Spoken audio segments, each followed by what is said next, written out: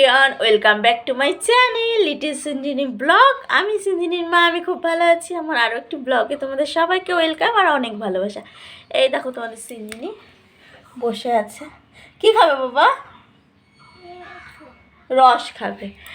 Good morning everyone. আজকে সকাল থেকেই ব্লগটা শুরু করছি। আজকে আমি এসেছি বগুলাতে। এখন থেকে বগুলার ব্লগই দেখতে পারবে।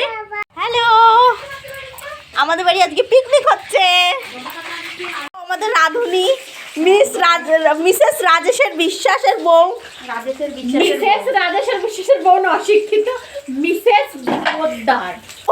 সরি বন্ধু, তুই বিশ্বাস হয়ে গেছিস। এতদিন জানতাম যে মেয়েরা বিয়ে হয়ে ছেলেদের টাইটেলে যায়, আর ও এমন শুরু করলো। এখন দেখছি ছেলেরা বিয়ে হয়ে মেয়েদের টাইটেলে আসবে। না, এটা আমি ব্লক করে দিবি, তাই তো? তুহিনের টাইটেল কি রে বন্ধু? বিশ্বাস। বিশ্বাস বিশ্বাস। ও মা গো, তাহলে সম্প্রীতি ও আমাদের বিশ্বাসে ঢুকে গেছে। হ্যাঁ, ভাজাভাজি চলছে। আজকে আমাদের মেনু হচ্ছে মাংস আর রুটি। সম্প্রীতি পা খাবে আর শ্রাবণী মাথা খাবে। শ্রাবণী মাথা খাবে। ওর তুহিনের মাথা খেয়ে হচ্ছে না, ওই জন্য এখন মুরগির মাথাতে ওর চোখ গেছে। দেখো বন্ধুরা, আমার এই দুটো বান্ধবী আমাদের বাড়ি এসেছে। আর আমার এই দুটো বান্ধবীকে তো তোমরা চেনোই, আগে পরে আমার ব্লগে দেখেছো। এই রোগাটা হলো শ্রাবণী, আর যে একটু হেলদি সে হলো সম্প্রীতি। আমার খুব ভালো বন্ধু এরা দুইজনই।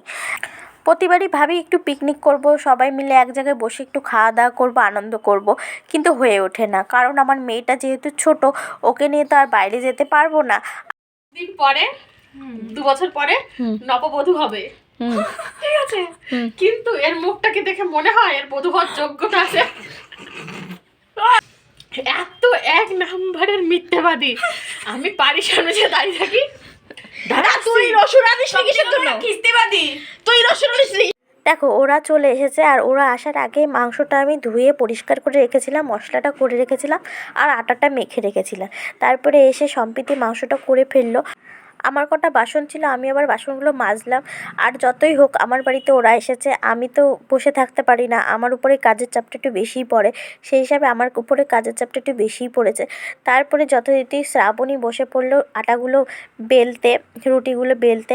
আর আমরা দুপুরবেলা কেউই খাইনি। আমাদের মোটামুটি 3-4টের মধ্যে রান্নাবান্না হয়ে যাবে, আমাদের ছাদে গিয়ে একসাথে বসে বসে খাবো। এই হলো আমাদের প্ল্যান ছিল, এরকমই হয়েছে। তারপরে দেখো ও কী সুন্দর করে রুটি গোল করছে, ভীষণ স্পিডেও কিন্তু কাজ করে। শ্রাবণীর রুটি করার স্পিড দেখে আমার ভাই আবার বলছে, দিদি সামনের বছর আমরা পিকনিক করব, তোকে 300 টাকা দেবো, তুই এসে রুটিগুলো করে দিয়ে যাবি। এই নিয়ে আড্ডাই আর কি চলছে। আর ওর ভীষণ স্পিডে কিন্তু রুটিগুলো করে। দেখো, সম্প্রীতিও আবার ছেঁকে পাচ্ছে না ওর সাথে, ওর ছাকার আগেই 3-4টে বেলা হয়ে যাচ্ছে। আর রুটি করে দেখলাম রুটি শর্ট পড়েছে, 11টা মতন রুটি হয়েছে। সেই জন্য আমি আবার আটা একটু মেখে দিলাম। শ্রাবণী বললো, তুই একটু আটাটা মেখে দে, আমি আবার বেলে দিচ্ছি। সেই হিসাবে আমি আবার আটা মাখতে বসে গেছি, আটা একটু মেখে দিলাম। মোটামুটি 3:30টার মধ্যে আমাদের রান্নাবান্না হয়ে গেছিলো। আর রান্নাবান্না করে ওরা খাবার নিয়ে উপরে চলে গেল, আর আমি রান্নাঘরটা মুছে থালা বাসনগুলো মেজে ফেললাম।